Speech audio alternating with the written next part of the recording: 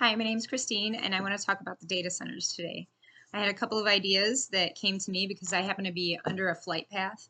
And they come pretty low because they're near, a lot of them land in Gary. So they come right over my house and my whole neighborhood and stuff. Using flight paths to your advantage for drone coverage as well as the low planes having visibility. Sheets, everybody's got some old sheets or whatever. Go to Goodwill for like $3 or something.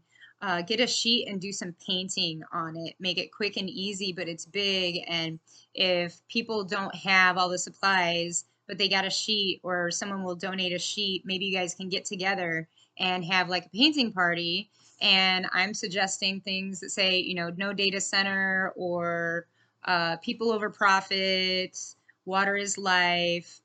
All of these things that were not being heard can really be heard by the people coming into these airports and seeing, because, mine might be seen. They put the drone up all the time, so it might be seen there. We have a festival on Thursdays where the drone goes up. So if neighbors have that all over their, roofs or in their backyards, then the message is going to get out.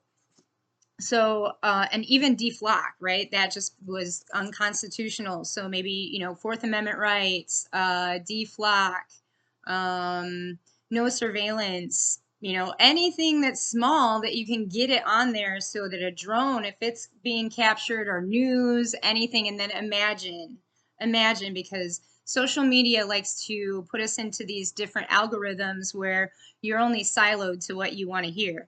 So you're not hearing any kind of whole story. And then, like no NDAs. That might be a big one, Hobart. Yeah. Sorry, my wet hair and my face, but I wanted to I was jumping out of the shower.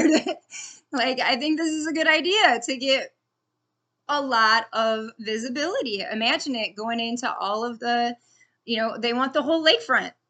So there's airports all around here, South Bend, all up in Michigan. Could you imagine our words actually being heard?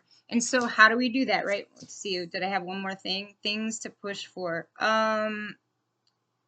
Yeah, I also have something. If anybody wants to share ideas with their community, with their city councilor or whatever, to try and have some of these things pushed, I have a whole website on things that are like cleaning the water as it goes, storm. It's all disaster avoidance. I'm trying to make this really short, so I'm rushing through it, but it's under the guise of disaster avoidance instead of disaster recovery, which is after the fact, and it's gonna, self-explanatory. So there's a whole website that I've created. No one's really listening to it. I gave it to my council. They really didn't give a crap because no one has reached out. As vocal as I am, they don't want to talk to me. So I had to put it in a website so anybody can have it. So please take the ideas there. They've been proven all over the place. So let's make this world better. And then how to do this, share that stuff and tell your local people that this is a better way to do it. It can save them so much money, right? You change your insurance rating and then everybody's premiums change, right? There's big picture things here and you can do it all for free and it's all on there. It's oh god, www.remediatingtherustbelt.com. remediatingtherustbelt.com. And it's okay, so how to get the word out, right? About any of this. Remember Practical Magic where Sally had gotten on the phone tree day?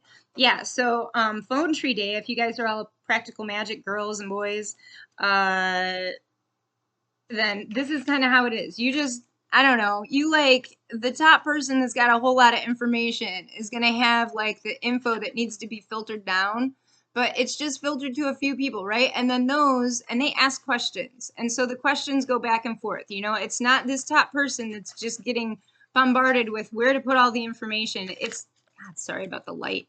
But anyways, I didn't do it on both sides because you get the picture. All right, please, let's make changes. Let's start a movement, right? That was the last thing that I had on here. How to start a movement. But also Derek Sivers, I put his video, How to Start a Movement, in one of my training videos back in the day. And I reached out to him asking if I could do that, because it was all, I don't know, businessy stuff, and you have to have the rights to do that. So anyways, it was fantastic. It's a 3-minute video. And it's talking about how to start a movement and how it takes one crazy person to be out there, which in our case is kind of Angelita, but it takes one person to get out there and act a fool, and then more and more people join, and it becomes about the movement. It doesn't become about the person or the people, individually. It becomes about the whole collective, and I think that's what we need, because our voices are getting shut and muted all over the place on all social media. So, and then we're being listened to, and our data is being barfed back to us. Anyways, okay, thank you. I hope you do something. I love you. Bye-bye.